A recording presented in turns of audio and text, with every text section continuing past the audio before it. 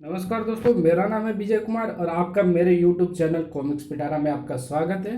तो चलिए दोस्तों, इस कॉमिक्स को शुरू करते हैं। ये कॉमिक्स है हल्ला बोल, जो कि नरकनाशक नागराज और दनादन डोगा की कॉमिक्स है। तो चलिए ये 2-in-1 विशेषांक शुरू करते हैं। इसका कवर पृष्ठ आप देख सकते हैं। बरसेगा जहर और मिटेगा कहर, जहां भी आतंकवाद को देखेगा डस लेगा। अपराध पर भारी पड़ेगा नरकनाशक नागराज, जुर्म को नोच लेगा, आतंकवाद को फाड़ देगा। जिसने मुंबई को उजाड़ा उन्हें जड़ से उखाड़ देगा। बुरी नजर वालों की आंखें फोड़ डालेगा धनाधन डोगा। हल्ला बोल। दिन पर दिन अपराध और आतंकवाद नई सूरतें अख्तियार कर रहा है, इसलिए नई सूरतें अख्तियार कर रहे हैं अपराध विनाशक भी। देखिए नागराज और डोगा के नए रूप, नरकनाशक नागराज और दनादन डोगा। नरकनाशक नागराज ने छोड़ा आतंकवादियों को जीवित और उन्हें मुंबई में घुसने दिया। क्या यह नागराज का अहंकार था? मुंबई को तबाह कर देंगे ये 30 आतंकवादी। या दनादन डोगा बिना सुपर पावर्स के इन्हें कैसे खत्म कर देगा? एक चुनौती जो डोगा को अकेले ही झेलनी थी। संसार को स्वर्ग बनाने के लिए नरकनाशक नागराज का सफर हमेशा जारी रहता है। नागराज, आपके लिए केला और दूध। Thank you. ओह, मुंबई में मेरे जासूस सब मुझे मानसिक संपर्क स्थापित करने की चेष्टा कर रहे हैं। जरूर कुछ गड़बड़ है। फिर किया मेरे दिल पर वार। इनके करतूतों के कितने सबूत देगा हिंदुस्तान? नहीं मानेंगे ये घुसपैठिए आतंकवादी। अब इन्हें इन्हीं की भाषा में जवाब देना होगा। चल सरपट, ले चल मुझे मुंबई तट पर। अरे वो देखो, ये तो नरकनाशक नागराज है। उसके चेहरे का आक्रोश देखो। लगता है अपराधियों के दिन पूरे हो गए। मुझे एक एक घटना की खबर दो। हाल बुरा है नागराज। हमला होटल ताज, ओबराय ट्राइडेंट, नरीमन हाउस और रेलवे स्टेशन जैसी भीड़ भाड़ वाली जगह पर हुआ है। 26/11 की इस सनसनीखेज आतंकवादी घटना में 200 लोग मारे गए हैं और 500 से ज़्यादा लोग घायल हुए हैं। पहली बार लोगों को एक नए किस्म का आतंकवाद से सामना हुआ है। तक्षिका, अग्निका और सिद्धिका भी आ गई। मौत ने तांडव मचाया है। नागराज, पूरी मुंबई खून के आंसू रो रही है। मैं तो लोगों का विलाप देखकर दहक रही हूँ। आतंकवादियों का संबंध घुसपैठिस्तान से है। घुसपैठिस्तान इस आतंकवाद की घटना अपना हाथ घुसपैठिस्तान इस आतंकी घटना से अपना हाथ होने से इनकार कर रहा है। नागराज, मछुआरों की बातचीत से मुझे पता लगा है कि 15 आतंकवादियों ने समुद्र तट से मुंबई में घुसपैठ की थी, लेकिन मारे गए सिर्फ 9 और एक जिंदा पकड़ा गया। बाकी 5 अपना काम खत्म करके सीमा पार कर चुके होंगे। नागराज, जो पकड़ा गया उसका नाम है कसबल। उसे स्पेशल सेल में कड़ी सुरक्षा के बीच रखा गया है। ओह कुत्ते, डोगा को मेरे मुंबई आगमन की खबर लग गई होगी। डोगा को मेरे मुंबई आगमन की खबर मिल जाएगी। ओह, नागराज मुंबई में है। ये सब जानकारियां लाने का शुक्रिया। अब वापस मेरे शरीर में समा जाओ। वो पाचे सीमा पार करके कहाँ गए, ये मुझे सिर्फ जेल में कैद आतंकवादी कसबल बता सकता है। न, न, नाग न, न, न, नाग नहीं, नागराज बोल। मैंने अपना एक सूक्ष्म सांप तेरे शरीर में पहुंचा दिया है। ये देख, वो सांप तेरे खून में पहुंच गया है।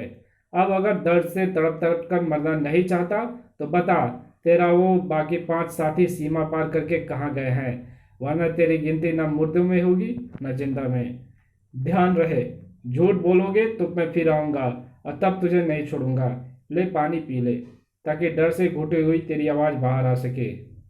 वो पांचों बिन कायदा के प्रमुख लीडर हैं। मुंबई में 26/11 कांड के मास्टरमाइंड वो 5 ही हैं। हम उनके इशारे और निर्देशों पर इस काम को अंजाम दे रहे थे। हमारे पास हमारे देश की नागरिकता ही नहीं तो कोई हमें घुसपैठिस्तान साबित कर ही नहीं सकता।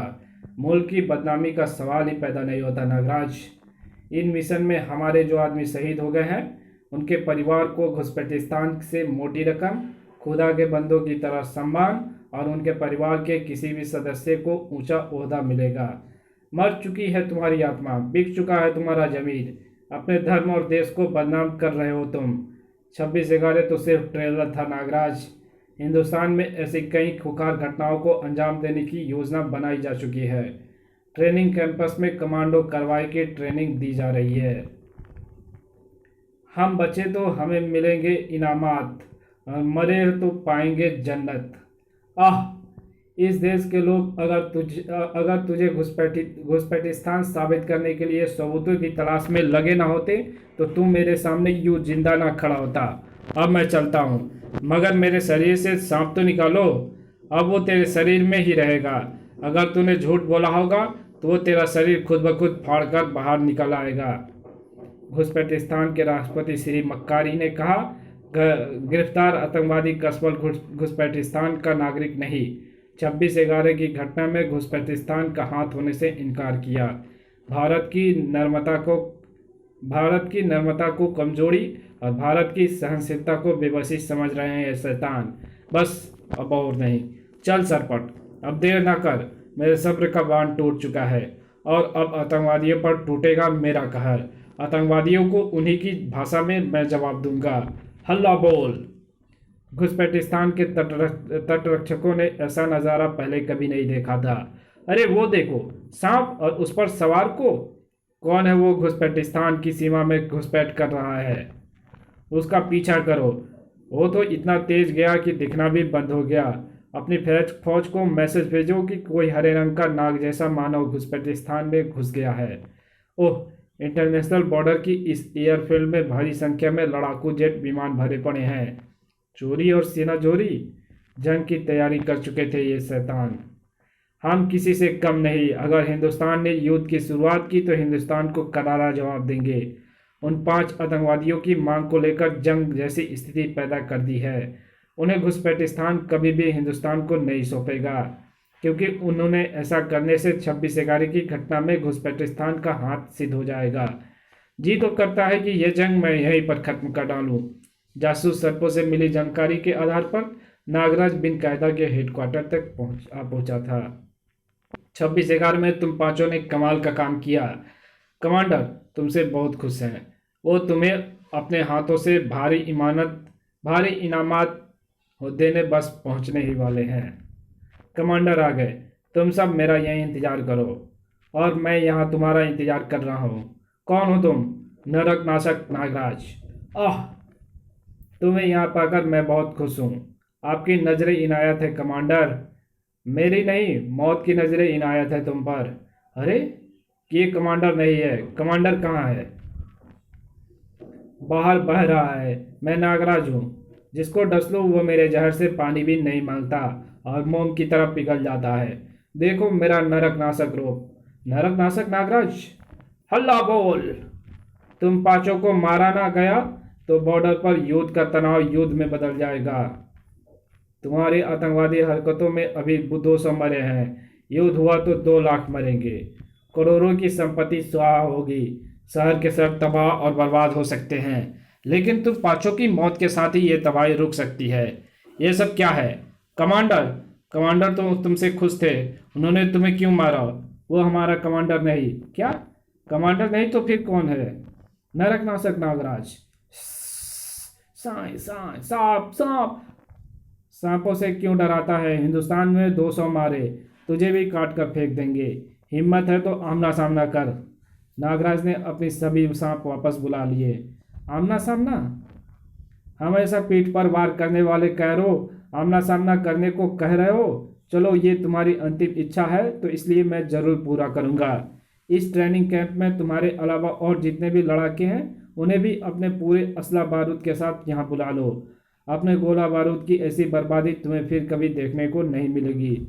मैं वादा करता हूँ, जब तक किसी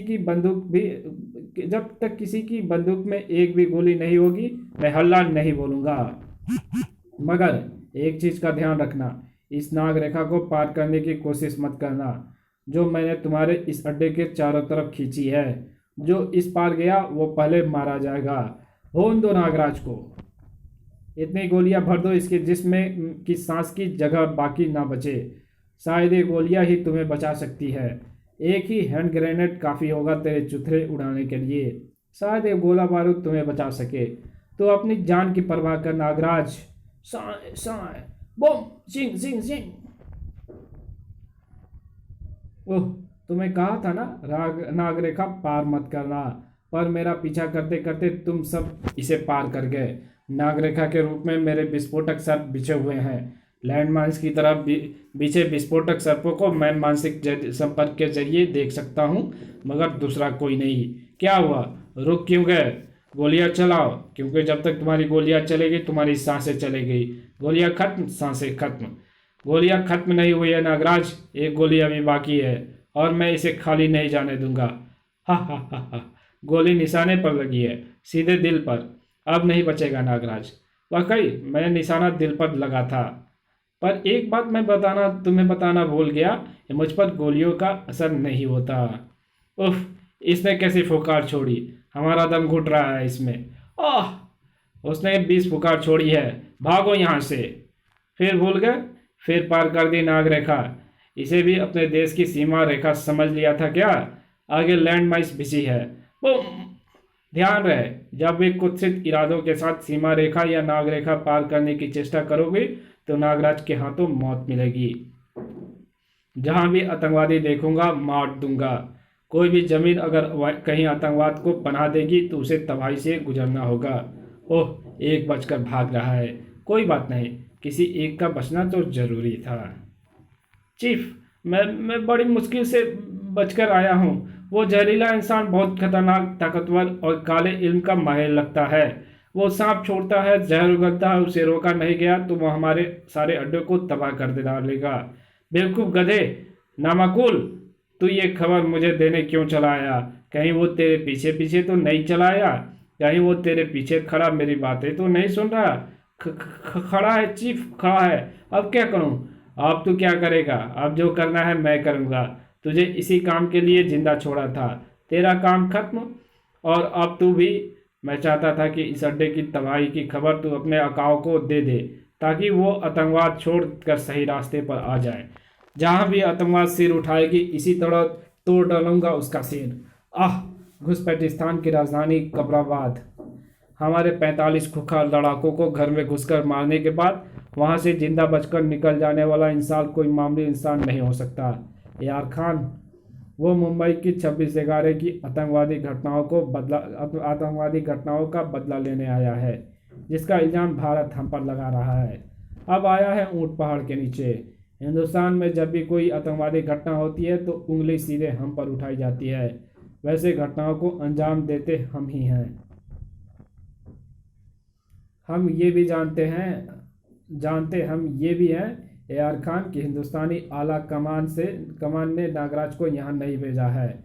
लेकिन फिर भी हम ये साबित करेंगे कि नागराज हिंदुस्तान से यहाँ आया है। मियाँ हिंदुस्तानी गवर्नमेंट पूरे विश्व में ये प्रचार कर रही है कि कसबल घुसपैठिस्तान का नागरिक है। इसी बात पर अंतर्राष्ट्रीय मानवाधिकार संगठन एमनेस्टी इंटरनेशनल ने घुसपैठिस्तान को जो खरी खोटी सुनाई है, अब हम उसे उसका जवाब देंगे। पिच। वो तो सच को सच साबित नहीं कर पाए, पर हम झूठ को सच साबित करेंगे। आप मुझसे क्या चाहते हो चीफ? यार खान, तुम ट्रिक फोटोग्राफी, कंप्यूटर मिक्सिंग और मार्फिंग के एक्सपर्ट होने के साथ साथ देश के सबसे काबिल और धुरंधर जासूस भी हो। हम तुम्हारी कलाकारी देखना चाहते हैं। मैं आपका मतलब समझ गया चीफ। मेरी नज़रें पूरे घुसपैठिस्तान पर रहती है। मैंने नागराज की हरकतें की फिल्म उतार ली है, बस उसमें मसाला मिलाना बाकी है। शाबाश AR खान, हमें तेरी शैतानियों पर नाज है। तू ही है सच्चा घुसपैठिस्तान। कबराबाद के 3 होटलों में हुए ज़बरदस्त बम विस्फोट। मटन गली की गंदी बस्तियों में हुई गोलीबारी। बम सिंह सिंह सिंह सिंह। चिकन मोहल्ला में हुआ बम विस्फोट। बम। AR खान ने अपना काम कर दिया था। चीफ खुश हुआ। अब तुम देखना इस फुटेज से मैं क्या क्या करता हूँ। लेकिन चीफ, वो मेरे 2 करोड़। वैसे तो ये मामला देश सेवा और देशभक्ति का है, मगर क्या करूँ, देशभक्तों के भी तो कमबख्त पेट जुड़ा रहता है। बड़े हरामखोर हो। देशद्रोह करके देशभक्त होने का दम भरते हो। तुम्हारे हमलों में ना जाने कितने निर्दोष मारे गए हैं। मैं तो सिर्फ आपका दम भरता हूँ चीफ, आपका गुलाम हूँ। चीफ, मीडिया के लोग आ गए हैं। ठीक है, हम आते हैं। मेरे पास सबूत है। सबूत है इस बात का कि नागराज हिंदुस्तानी है और 26/11 की घटना का बदला लेने घुसपैठिस्तान में आया है, जो हमने की ही नहीं। नागराज ने 5 इज़्ज़तदार शहरियों को मारा और सैकड़ों बेगुनाहों का खून बहाया। वो घुसपैठिस्तान का गुनहगार है, आतंकवादी है। नागराज का घुसपैठिस्तान में आने का उद्देश्य पूरा हो चुका था। वो वापस हिंदुस्तान लौट रहा था। 26/11 के जिम्मेदार सभी आतंकवादी खत्म हो चुके हैं। उम्मीद है अब घुसपैठिस्तान को अपनी भूल का एहसास हो चुका होगा। अरे ये तो नागराज है, उसका पीछा करो, ये उड़ रहा है जनाब। अब हम इसे पानी में ना पकड़ सके तो हवा में क्या पकड़ेंगे। हिंदुस्तान पहुंचते ही नागराज को चीफ की चालों का पता लगना शुरू हो गया था। घुसपैठिस्तान ने नागराज को आतंकवादी करार दिया। खिसियानी बिल्ली खंबा नोचे। ओह ये तो मैं हूँ, हैंड ग्रेनेड उछालते हुए। ये हैंड ग्रेनेड मैंने कब उछाला था? मुझे याद आ गया, ये फ्रूट मार्केट का दृश्य है। मैंने वहाँ एप्पल खाने के बाद कचर बचा हुआ हिस्सा फेंक दिया था। मेरे इन दोनों एक्शन का ट्रिक फोटोग्राफी के जरिए शानदार प्रयोग किया गया है। एप्पल को मुंह तक ले जाने के एक्शन को हैंड ग्रेनेड का पिन खींचने का एक्शन बना दिया गया है और एप्पल का बीज वाला हिस्सा फेंकने के एक्शन को हैंड ग्रेनेड उछालने का एक्शन बना दिया गया है। और मेरे द्वारा फेंके गए हैंड ग्रेनेड से किसी बस्ती के निर्दोष लोग भी मर रहे हैं। 26/11 का बदला लेने के लिए केवल शक की बुनियाद पर नागराज ने घुसपैठिस्तान में मचाई आतंकी तबाह। 300 निर्दोषों का खून घुसपैठिस्तान नागराज को नहीं बख्शेगा। कितना बेरहम है ये लोग। मुझे आतंकवादी साबित करने के लिए अपनी ही जमीन पर 300 बेगुनाह लोगों को मार डाला। नागरिक चाहे विश्व के किसी भी कोने का हो, उन निर्दोष के कातिलों को माफ नहीं करेगा नागराज। PM house. हमें नागराज चाहिए जनाब। आप हिंदुस्तान किसी भी आतंकवादी घटना के बाद घुसपैठिस्तान के खिलाफ जहर उगलते हैं। यही आप लोगों की फितरत है। इसलिए नागराज जैसे जहर और सांप उगलने वाले आतंकवादी पाल रखे हैं अपने। हमें आपसे वो हिंदुस्तानी आतंकवादी चाहिए जिसका नाम है नागराज। उसके सिर पर 300 निर्दोष नागरिकों का कत्ल है जनाब। अगर उसे जल्दी नहीं सौंपा गया तो हम चुप नहीं बैठेंगे। मेरे पास भी एटम बम है। तुरंत एक प्रेम कॉन्फ्रेंस आयोजित की गई जिसमें स्वयं पीएम संबोधित कर रहे थे। घुसपैठिस्तान की मांग एकदम बेबुनियाद है। वो नागराज को मांग रहे हैं, वरना युद्ध की धमकी दे रहे हैं। हम उन्हें नागराज कैसे दे सकते हैं? नागराज भारत का नागरिक नहीं है, वो विश्व नागरिक है। वो विश्व रक्षक है। एक रक्षक को आतंकवादी घोषित करके उसे घुसपैठिस्तान को नहीं सौंपा जा सकता। एक्सक्यूज मी प्लीज माननीय प्रधानमंत्री जी। श्रीमान आप नागराज को उन्हें सौंप दीजिए। क्या मतलब है? आप कौन है मिस्टर, और ये क्या कह रहे हो? नागराज को घुसपैठिस्तान को सौंप दे बिना जांच किए, ट्रिक फोटोग्राफी द्वारा बनाए जा सकने वाले झूठे सबूतों के आधार पर? विश्व में हमारी छवि एक शांति प्रिय देश की है। नागराज को कारण बनाकर वो भारत की इस गरिमा को धक्का पहुंचाना चाहता है। फिर भी वो हिंदुस्तानी भी तो नहीं है। उसे घुसपैठिस्तान को कैसे सौंपा जा सकता है? तुम जूता क्यों उतार रहे हो? आप सच कहते हो? सर उन्हें तो जूता मारना चाहिए। श्रीमान मुझे अकेले में आपसे 2 बातें करनी है। ओह, इस रिपोर्टर को आदर व पूरे सम्मान सहित मेहमान कक्ष में लाओ। और अब क्षमा करें सर, बाहर लाइव टेलीकास्ट चल रहा था, इसलिए जूते पर बना अपना पहचान चिन्ह दिखाकर आपको अपना परिचय देना पड़ा। मैं नागराज हूँ, मैं तुम्हें पहचान गया था। नागराज, पब्लिक के सामने तुम्हें डांटकर मैंने एक पीएम का फर्ज पूरा किया है। अब एकांत में एक भारतवासी होने का अरमान पूरा करना चाहता हूँ। कलेजे में ठंडक पड़ गई नागराज, तुम्हें गले लगाकर भी और तुम्हारे कारनामे सुनकर भी। और मुझे पूरा विश्वास है कि वहाँ तुमने एक भी निर्दोष की जान नहीं ली होगी। आपका और पूरे विश्व के लोगों का ये विश्वास ही मुझे अपना कर्तव्य पूरी ईमानदारी के साथ करने की प्रेरणा देता है। तुम बाहर कह रहे थे कि हम तुम्हें घुसपैठिस्तान को सौंप दें। हम कैसे एक विश्व नागरिक को अपने स्वार्थ के लिए उन दरिंदों को सौंप सकते हैं? विश्व शांति के लिए सर, क्या हिंदुस्तान विश्व का हिस्सा नहीं? क्या मैं विश्व नागरिक होने के नाते हिंदुस्तान का हिस्सा नहीं?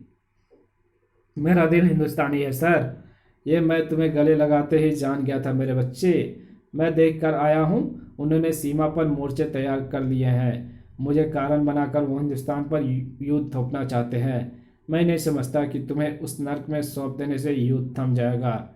जब नर्क ही नहीं रहेगा तो जंग अपने आप ही खत्म हो जाएगी। बस आप मेरी जिम्मेदारी मुझे सौंप जाने तक ही लेना, बाकी मुझ पर छोड़ देना।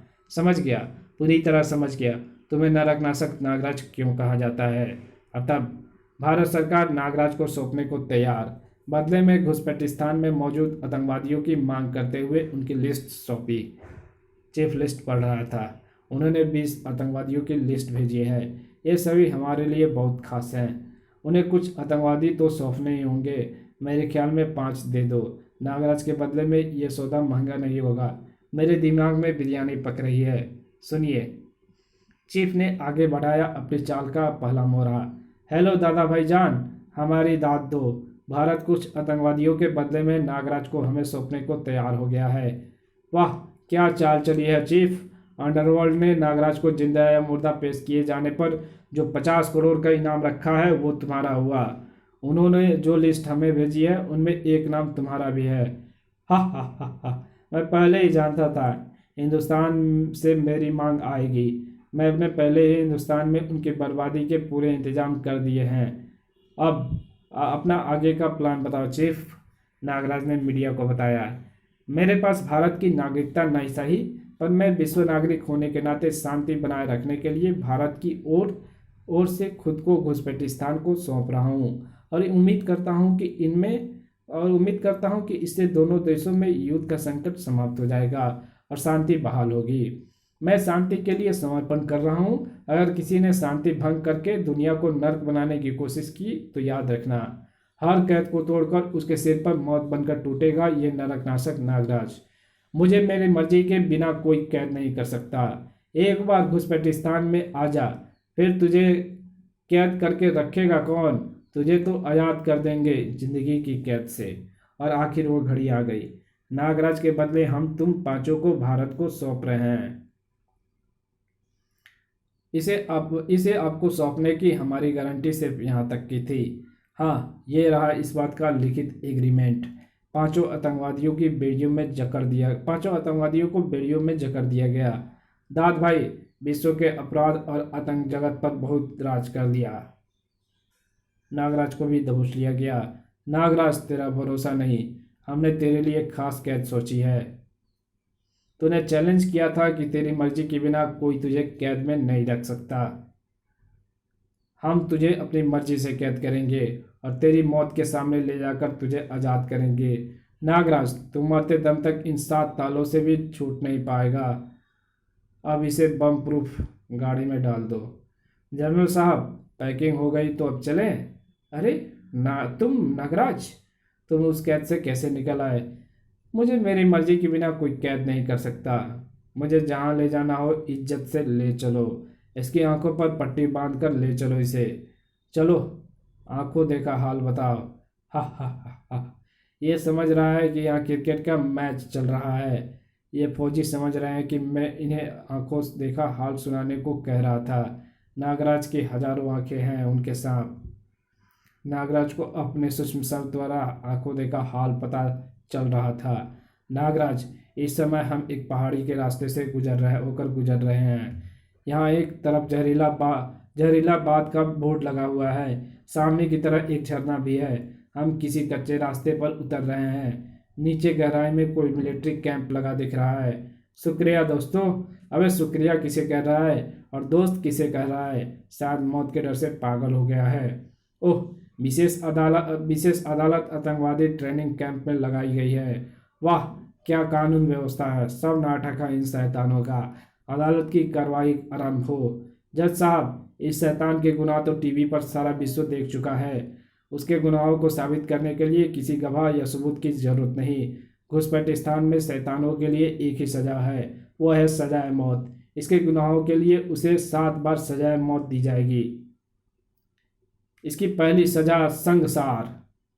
नागराज को संसार किया जाए। इसे पत्थर से तब तक मारा जाए जब तक ये शैतान अपना दम न तोड़ दे। मर जाए तो इसकी लाश को बाकी की सजा दी जाए। नागराज की सजा का ऐलान होते ही मकबरा चौक पर लोगों को भारी हुजूम उमड़ पड़ा।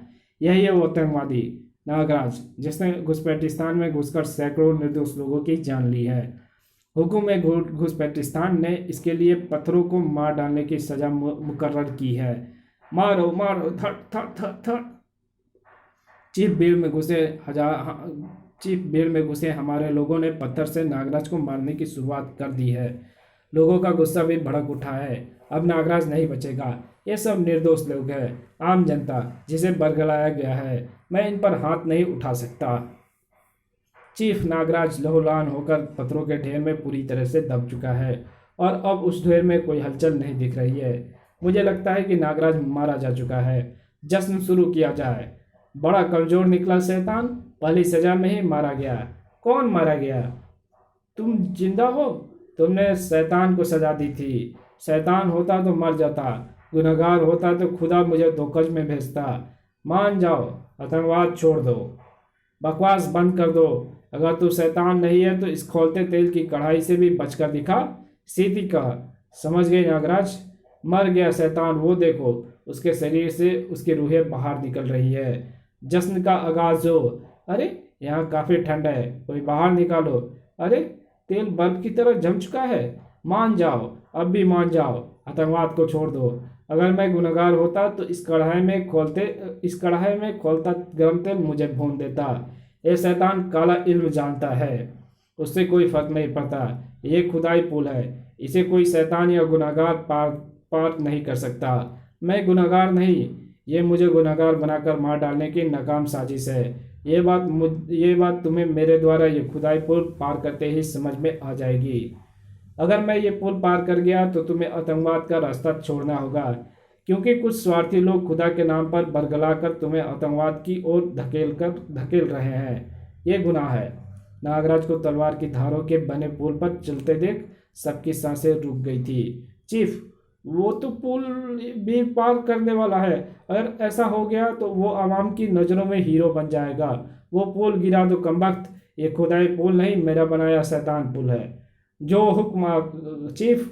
सीधी का बर्फ का ऐसा पुल बनाओ जो किसी को भी नजर ना आए। बम।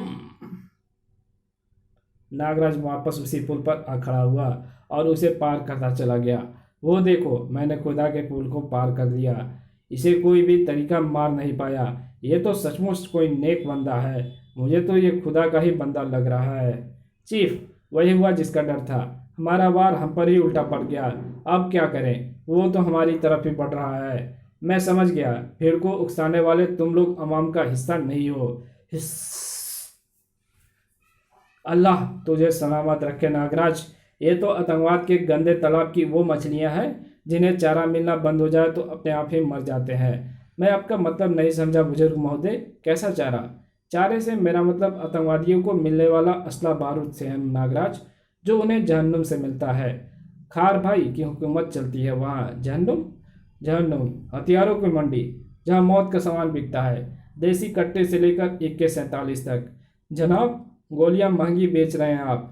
इनकी मांग बढ़ रही है बदखुदार। तुम्हारे कारण इंसानी जान सस्ती जो हो गई है कमीनों। कुछ फरमाया आपने? अभी तक तो नहीं। आप क्या खरीदना चाहते हैं? तुम्हारी मौत, मेरा मतलब मौत बांटने वाले ये हथियार। इनका भाव कुछ ज़्यादा लग रहा है। जान लेने वाली चीज़ों में मोल भाव नहीं किया जाता। तुम मौत के खेल के नए खिलाड़ी लगते हो। मौत के खेल का पुराना खिलाड़ी हूँ। हर सौदा ठोक बजा कर करता हूँ। तुम्हारे हथियार और गोलियां मुझे नकली लग रहे हैं। हथियार और गोलियां असली हैं या नकली, उसका फैसला तो तेरी जान लेकर ही होगा। जिंग जिंग जिंग जिंग। मिलावट का जमाना है। लगता है कि खार भाई ने मिलावट चीज़ें बेचनी शुरू कर दी है। इनमें से तो एक मक्खी भी नहीं मरेगी। ये सही कह रहा है, गोलियां नकली है। खार भाई हमें धोखा दे रहा है। आज तक जहन्नुम से कोई भी मौत का सामान लिए बगैर नहीं गया, आज भी नहीं जाएगा। हम खार भाई का नाम बदनाम नहीं होने देंगे। तेरे टुकड़े टुकड़े कर देंगे, काट डालेंगे तुझे। नागराज को काटना इतना आसान नहीं। ऊपर वाले ने यही प्रबंध किया है कि मेरे जख्म तुरंत भर जाते हैं। हाँ, अपराध की फसल काटने का भी प्रबंध उसने मेरे अंदर हाँ, अपराध की फसल काटने का प्रबंध भी किया है उसने मेरे अंदर। अब काटूंगा मैं तुम्हें। तुम्हें छोड़ दिया तो एक एक दरिंदा 5-5 100 निर्दोष जाने लेगा। नहीं छोड़ूंगा तो मारूंगा ताबड़तोड़। इस नरक का करेगा नाश नरक नाशक नागराज। इनके सांप तो बम की तरह फट रहे हैं। बुम। सरपट अग्नि का। नागराज के जिस्म से निकल आए सरपट अग्नि का। आतंकवादियों में खलबली मच गई। आतंकवादी खुद आतंकित हो उठे थे। सड़े हुए फलों की तरह टप टप टपक पड़े आतंकवादी। तक्षिका, ये शैतान तो मैदान छोड़कर भागने लगे।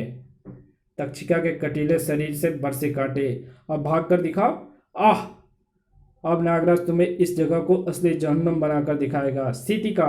आह। नहीं, रोको उसे। अभी से घबरा गए? अभी तो शरीर पर फफोले पड़ेंगे, तुम्हारे जख्म नासूर बनेंगे, तुम सड़ोगे, तब तुम्हें होगा मौत के दर्द का एहसास। मार दे हमें नागराज, मार दे। अब और नहीं सहा जाता। ये मौत से ज्यादा दर्दनाक है। मौत देना खार भाई का काम है, इस जोकर का नहीं। ये जहन्नुम खार भाई की बनाई हुई है, जिसका खुदा भी मैं भी हूँ और जल्लाद भी मैं। शमशीरा काट कर फेंक दो इस चूजे को। काटने में बहुत मजा आता है शमशीरा को। ओह, बेहद तेजी से काट रहा है सांपों को। खच खच खच। तुझे भी तेरे सांपों की तरह काट फेंकेगा शमशीरा। इसे शैतानी तलवार कहते हैं नागराज।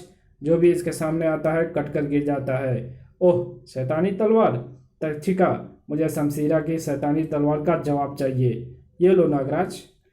इस इस पार्ट को यहीं पे ख़त्म करते हैं। अब मैं इसका दूसरा पार्ट निकालूंगा जो कि लास्ट तक होगा। तो मिलते हैं दूसरे पार्ट में। तब तक के लिए बाय।